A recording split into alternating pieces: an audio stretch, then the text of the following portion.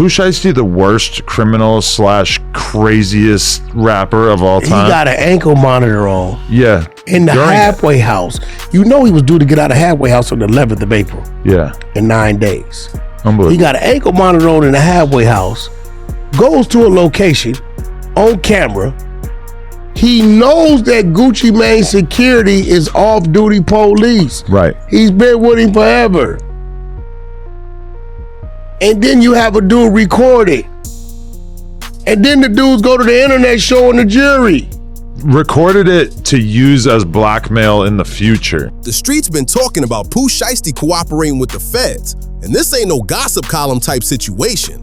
We talking official government paperwork, sworn statements from his own attorney, a cooperation agreement that's public record. And get this, his pop's been working with the government as a registered informant going back to 2009.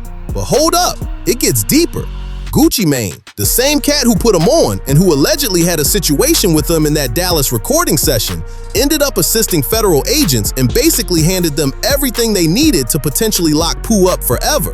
This ain't your typical street politics where one person told. This whole thing is like a web where everybody around this man been talking to the authorities. Every single direction you look, somebody got official documents with their name on it. Somebody already sat across from federal prosecutors. The whole rap game is losing it right now because nobody expected all this to surface at the same time from every possible angle. So stay tuned, because I'm about to walk through this entire breakdown piece by piece. The incident that started everything, the house arrest situation, the cooperation paperwork, what his father been doing since way back, how Gucci got involved with investigators, what Wack 100 been saying with receipts, and what this really means moving forward. When I'm finished laying this out, you're gonna see exactly why this situation is probably the biggest mess we ever witnessed in hip-hop. But if you think Pooh Shiesty will stay solid, subscribe. To really grasp how serious this whole thing is, we gotta rewind past 2021 when he first got jammed up. We need to go back even further and look at who Pooh Shiesty was supposed to be, what he stood for in the streets, and why watching him fall off like this hits completely different than anything we've seen before. Memphis don't play when it comes to keeping it 100. You ain't gonna find no manufactured characters coming out of Memphis. That's a place where dudes speak on what they really been through without sugarcoating nothing. Right from the start, Pooh Shiesty's entire reputation got built on being completely genuine about his background. Raw content, unfiltered storytelling, no fake energy whatsoever. The kind of delivery that hits different because you know it's coming from real experience, not something written for entertainment purposes. That genuine foundation became everything for his rise. Linking up with Gucci Mane's 1017 imprint looked like a match made in heaven. Gucci already spent decades building his own legitimate street reputation and turned that into a real business empire. Pooh Shiesty showed up with that pure Memphis aggression and the skills to deliver it properly. Gucci's contribution? The cosign, the industry muscle, the network access, the recording resources, the feature opportunities, basically everything needed to take someone from regional recognition to mainstream attention. What Pooh Shiesty brought to the table can't be purchased. Genuine street credentials. From the outside looking in, this partnership had dynasty written all over it. For a brief period, everything aligned perfectly. Pooh Shiesty's trajectory looked unstoppable. Real organic growth happening. The type of grassroots hype that corporations spend millions trying to recreate but never can. The streets decide who's really up next and spread that word naturally. Anybody paying attention to hip-hop needed to know who Pooh Shiesty was. Then 2021 flipped everything. Pooh Shiesty ended up facing federal charges connected to a situation with a weapon, landing him in federal detention. The rap world showed love how it usually does. Timeline posts, showing solidarity. That whole Free Him campaign that never really died down. His fan base stayed committed throughout the entire bid. They kept his presence alive. They didn't let people forget. October 2025 rolled. Around it, Pooh Shiesty walked out. Immediately hit the scene with Profur. The reaction was wild. That's significant because not every rapper gets that type of welcome back after doing time. Sometimes the culture already shifted elsewhere. Sometimes the music don't connect anymore and everyone's attention is somewhere else. That wasn't the case here though. Pooh Shiesty showed his abilities didn't decline one bit. That 42 Doug collaboration had every social media platform going crazy. Hip-hop was genuinely excited to have him back in rotation. It looked like a success story taking shape. Seemed like things were heading toward a positive conclusion. But check this out.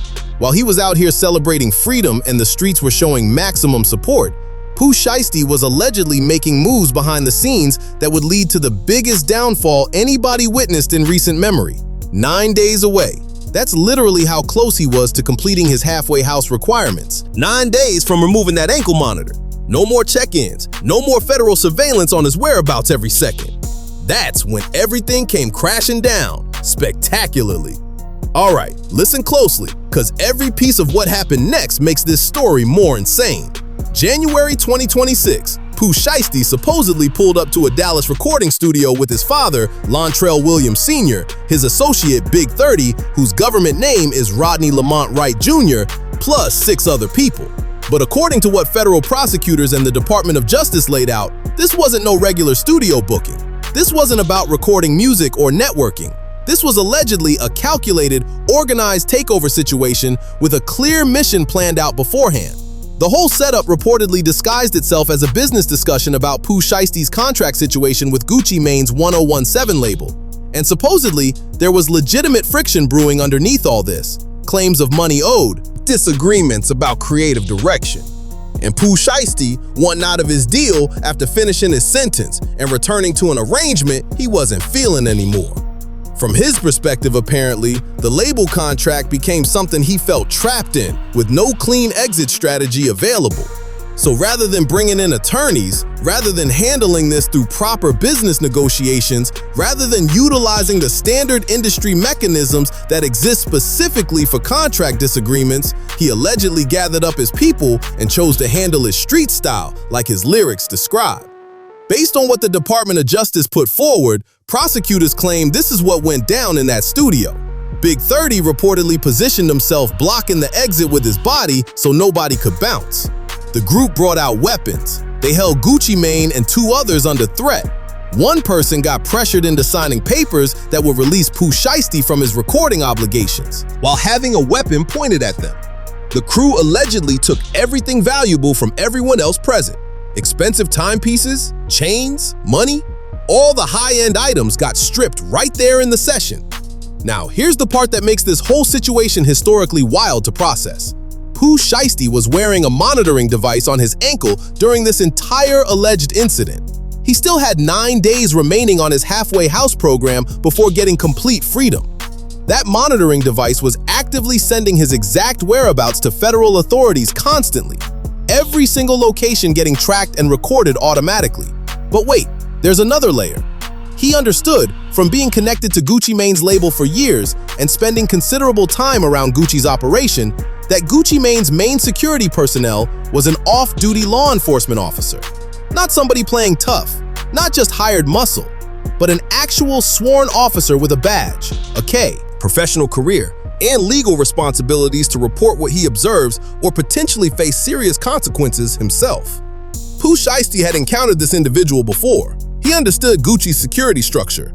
And like that wasn't enough already, after departing the studio, members of the group allegedly started posting on social media almost immediately, displaying the taken items, showing off the jewelry and watches, basically putting direct evidence of a federal offense on the internet with timestamps that anyone could access.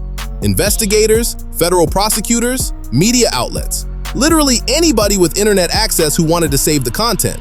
The federal investigation basically assembled itself. Law enforcement had monitoring device location data confirming Pooh at that specific studio during the exact time frame of the alleged incident.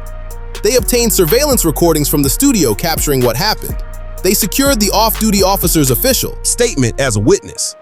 They collected social media documentation with timestamps showing the stolen property in the crew's hands shortly after the alleged crime. They gathered vehicle rental information and physical evidence connecting multiple suspects directly to the location. April 2nd, 2026 arrived, and federal prosecutors hit Pooh Shiesty, his father, Big 30, plus 6 others with conspiracy to commit kidnapping and kidnapping charges. The potential penalty? Life imprisonment for every single defendant. 9 days away from total freedom, now staring at potentially never getting out. Hold up though, because it gets even messier. The kidnapping and robbery charges represent just the surface level of why the internet completely lost control over this situation. When that indictment became public, people started analyzing those court papers thoroughly.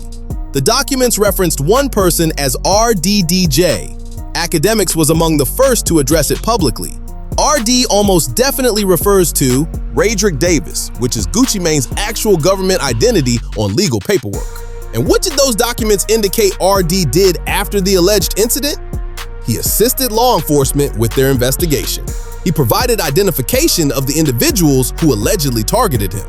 Both he and the videographer who was there reportedly pointed federal investigators toward Big 30's social media profile and verified his involvement at the location. The internet went absolutely nuclear. Within hours, Gucci Mane transformed from being the target of an alleged crime to getting labeled across major portions of hip-hop culture as someone who cooperated with authorities. Seems like everybody involved ended up talking and pointing out who was there when things went down.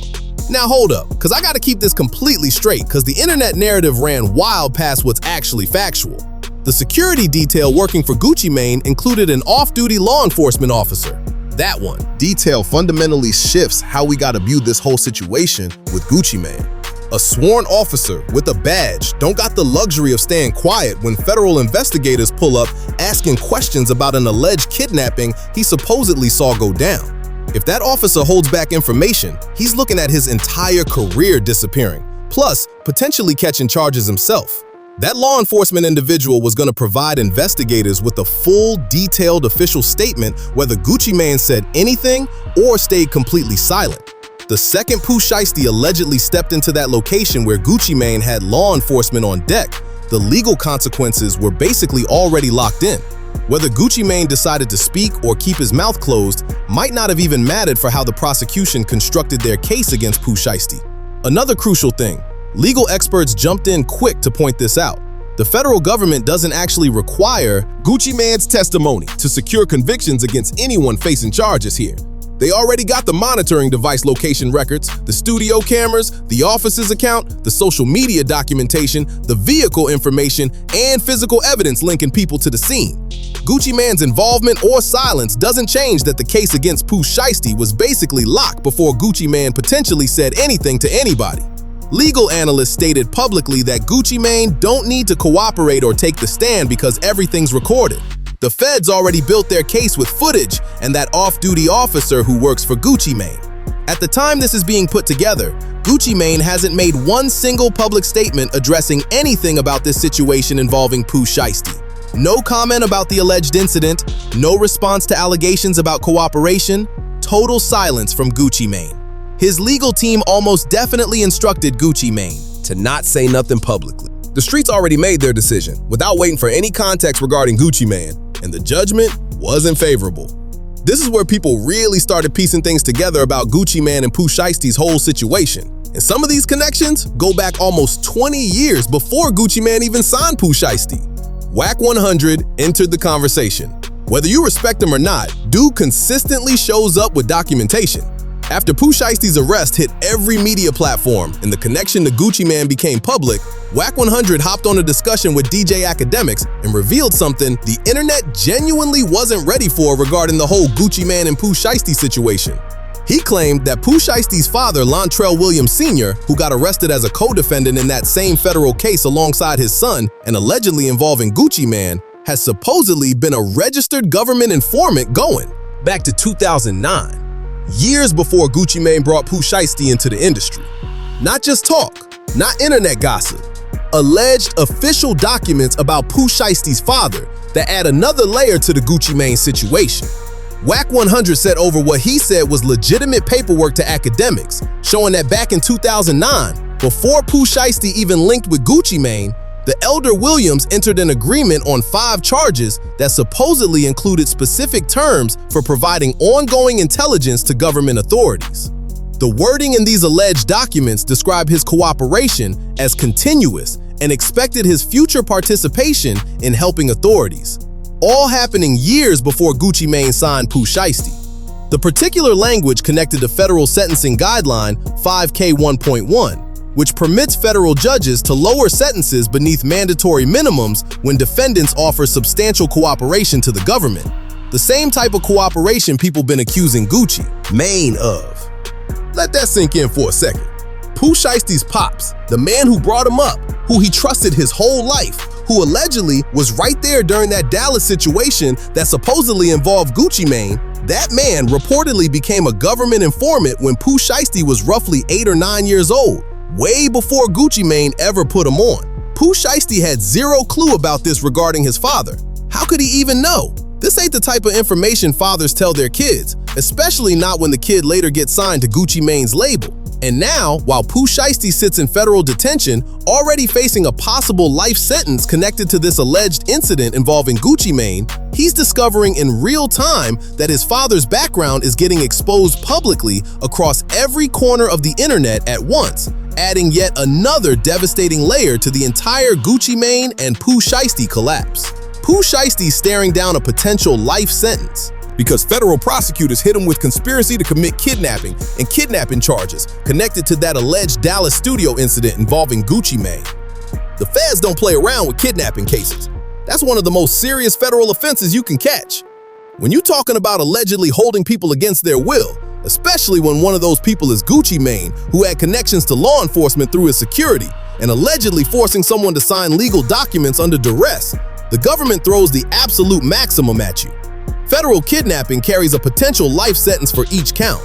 What makes Pooh Shiesty's situation even worse is he was still on supervised release when this allegedly happened, literally 9 days from completing his halfway house requirements, violating federal supervision while allegedly committing another serious federal crime, especially one involving Gucci Mane, who prosecutors got cooperation from, automatically triggers the harshest possible penalties. The prosecution got everything they need too. Surveillance footage from Gucci Mane's studio, GPS data from Pooh Shiesty's ankle monitor, placing him at Gucci Mane's location, witness testimony from the off-duty officer working for Gucci Mane, plus social media evidence. That's why Pooh Shiesty's looking at potentially never walking free again.